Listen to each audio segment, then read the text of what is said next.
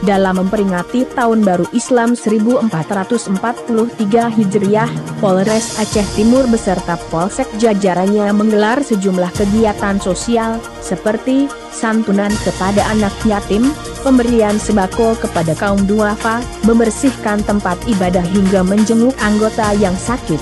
Kapolres Aceh Timur AKBP Eko Widiantoro, melalui Wakapolres Kompol Khairul Ihsan mengatakan, kegiatan sosial ini merupakan bakti Polri peduli. Dalam hal ini Polres Aceh Timur yang ikut andil untuk meringankan beban masyarakat yang terdampak ekonomi akibat pandemi ini.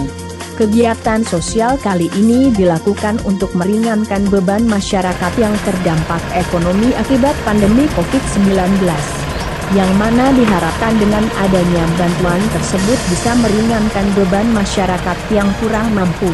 Semoga ini bisa bermanfaat, ujar Kompol Khairul Ihsan, Selasa, 10 Agustus 2021. Menurutnya, momen pergantian Tahun Baru Islam ini agar dijadikan landasan hijrah bagi personel Polri, khususnya Polres Aceh Timur untuk lebih meningkatkan keimanan serta meningkatkan kinerja dalam memberikan pelayanan kepada masyarakat.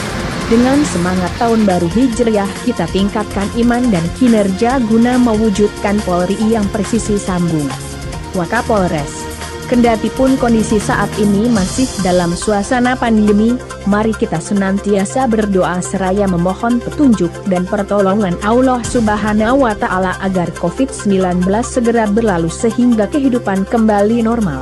Pungkas Wakapolres Aceh Timur Kompol Khairul Ihsan.